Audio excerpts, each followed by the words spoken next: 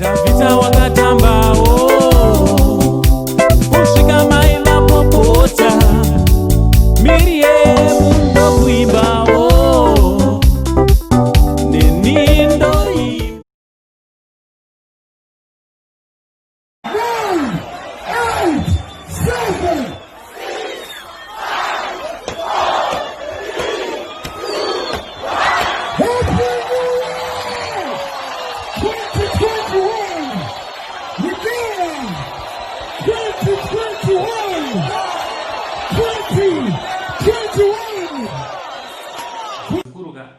Kutorana chokwadika munhu anoenda kujereka sekutamba sekuseka kuudza ishuwa wazukuruka tisaseke vanhu vanenge vapinda mujeri vaivai because macircumstances anoita kuti vanhu vapinde mujereka chokwadi akasiyana siyana anditi zvakasiyana siyana wazukuru pamwe pacho unotopara mhosva usingatoziva kuti uri kutopara mhosva inopedzisa kuita kuti upinde kuseri. So kana unga usati wasubscribe nokurudzira kuti chisubscribe, turn on your notification bell kuitira pega pega patino upload a video we will be notified. Anditi ndichida kutendai nesupport yese yamunopa paSaint TV mushonyu chikura basa richienda mberi. Also let's go and watch video ratapina to our other channel ripa first pinned comment anditi Saint Trending TV tinonzwawo kuti zvizvi kuitika ikoko. Right, tichitoti masipurase kwese kwamuri vazukuru vasekuru Saint.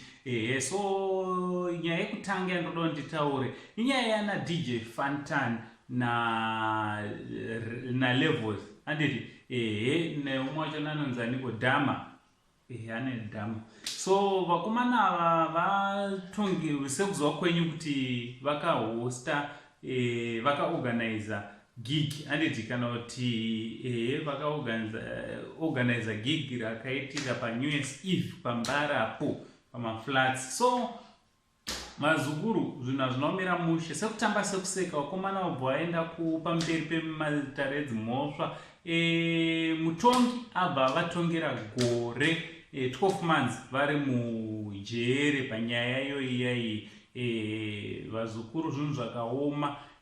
Toiziva kuti mutemo wakapostwa zveshuwa, mutemo wakavhuniwa wakatyorwa nekuti nechirwere chiri kwecho vazukuru nekuwanda kwanga kwaita vanhu vakatenda gigi riyaka zvinoratidza kuti zvoni kupasirana kana kuti kuchinjana kwecoronavirus kwanga kwakakurawo. Handiti tichingoti ngatimirei nevakomana ava vazobvisirwa dzimwe 6 so dzavachanyatsopika i6 months variko kuseri. Handiti ngatingomirai navo vakomana ava vane dzimhuri dzavasiya zvakare kunze dzangasingatarisiri kuti vana baba pazuva ranhasi vangangodaro vatova mukati, ngativasapotei. Handiti so tichibva ipapo pane nyaya yatakaita nezuro, nyaya yemudzimai anga akabata mupurisa zvine simba.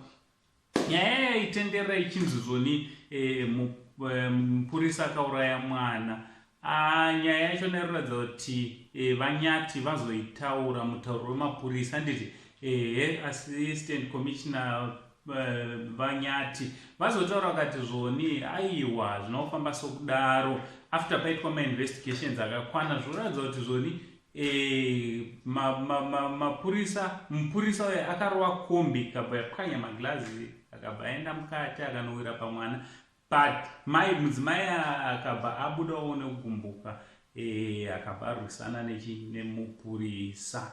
Ndofunga kavidhio kacho takangoisa kapati kadiki diki nekuda kwekuti painzi mwana akashayika. Iwa mwana haana kushayika nekuti after incident iyoyo pakatozoendawo kuchipatara mwana akanoongororwa akaonekwa kunzi aiwa mwana akanga asina kukuvara namai vakanga vasina kukuvara, vese vakanga vari right. Handiti so vanyati vazotaurawo vakati zvoni ndo vasikakurudzire kuti mapurisa anga ari anoputsa makombi. Handiti havatarisire kuti mapurisa anga ari anodi anoputsa midziyo. Handiti so ndonyaya iripo vazukuru dzanditangotiwe kuzokuupdate yekuti zviri kuitika mastreets esocial media kuitira kuti musanyanyosara naango saying the only Zimbabwean uncle pari zvinotichibata tichi much love.